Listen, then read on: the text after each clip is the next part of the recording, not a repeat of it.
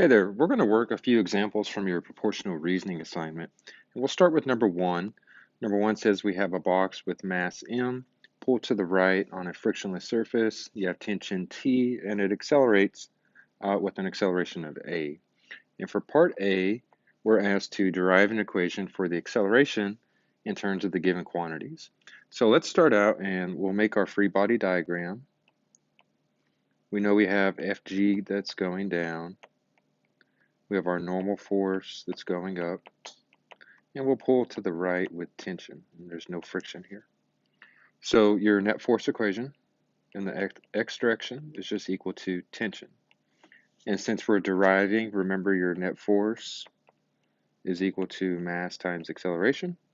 So we'll substitute that in. ma is equal to t. So the acceleration here is just equal to t over m.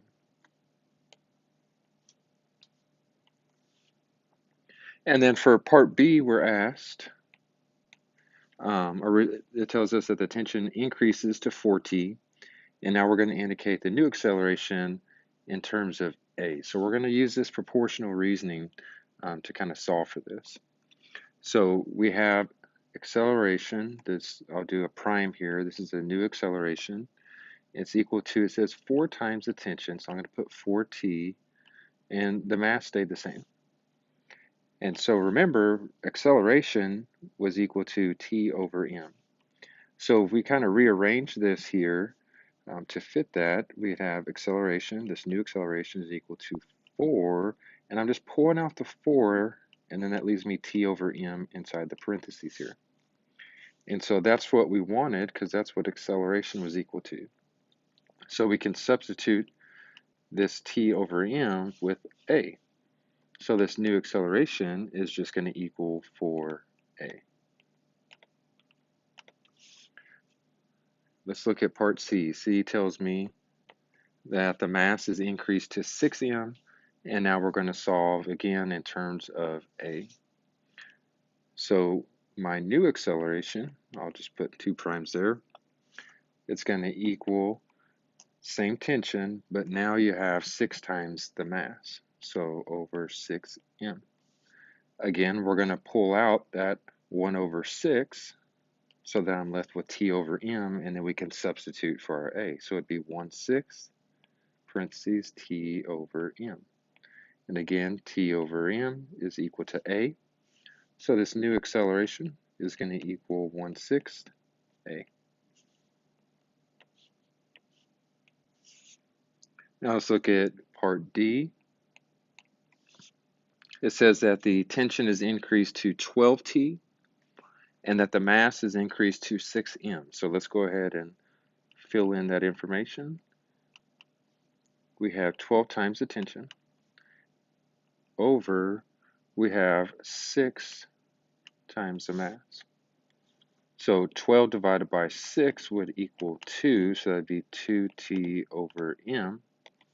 We're going to pull out that 2, so this new acceleration is equal to 2 times t over m. Now we can lastly substitute that t over m with a, and so it's going to equal 2a.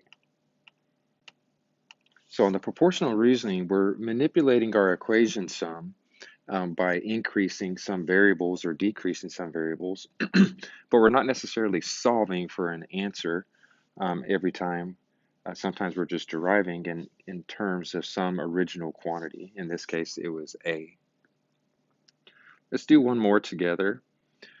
So this one says we have 2 planets, they have mass m and then 2m, and then they're separated by this distance r, and that the gravitational force is F. And so first they asked me to derive an equation for the gravitational force F in terms of the given quantities. So let's start out right here. We know that Fg, this gravitational force between 2 planets, is g m1 m2 all over r squared. And so now we're going to substitute with those given quantities that we were provided in the problem. So F was a force, is equal to, G is one of those fundamental constants, so I'll keep that G. And now we have the mass of 1, which is m, so I'm just going to put a capital M here. And then we have the mass of the other one, which is 2m. I'll put a parentheses to kind of separate that. All over, and the distance was at capital R, and that's going to be squared. Now we can go a little further here because we got 2m times m, so we can multiply those two. So your F is going to equal 2g, and the m times m becomes m squared all over r squared. So now we have this derived equation for the force between those two planets. And then in part B, it says that the mass of both planets is doubled, and we're going to indicate the new gravitational force in terms of F. So again, we're going to have to isolate or substitute F in for that 2g m squared over r squared. So let's go ahead and write out what we have now, this new force.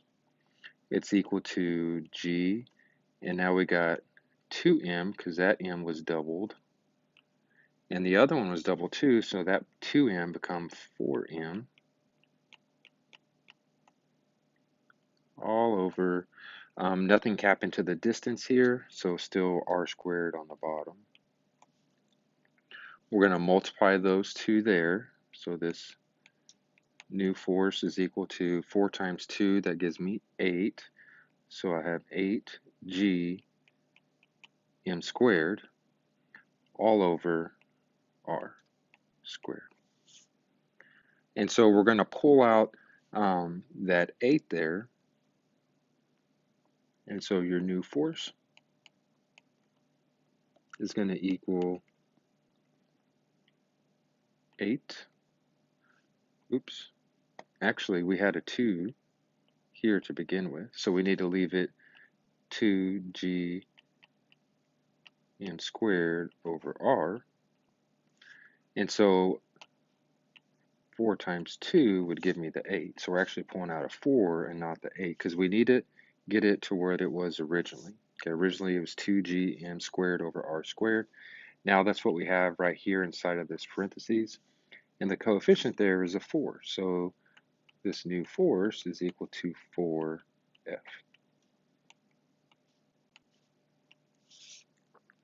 Now we'll look at part C. Part C says that the distance is doubled. Now we're going to indicate the new gravitational force in terms of F. So we'll do this one right down here. Let's write out what we have now. G, now the masses are the same. So we got m, and then we got 2m. But now we doubled the distance between them. And so that needs to be inside of parentheses because both the 2 and the 4 are going to be squared there. So now let's rewrite what we have. On the top, we have 2g m squared because nothing changed with the masses. But now on the bottom, we square the 2, that becomes 4r squared. Now we need to get it to the 2g m squared over r squared. And in order to do that, we're going to have to pull out a 1/4. So it's going to become 1 over 4 times 2g m squared all over r squared. So all of this is equal to my F, which was here at the beginning. So this new gravitational force is just 1/4 F.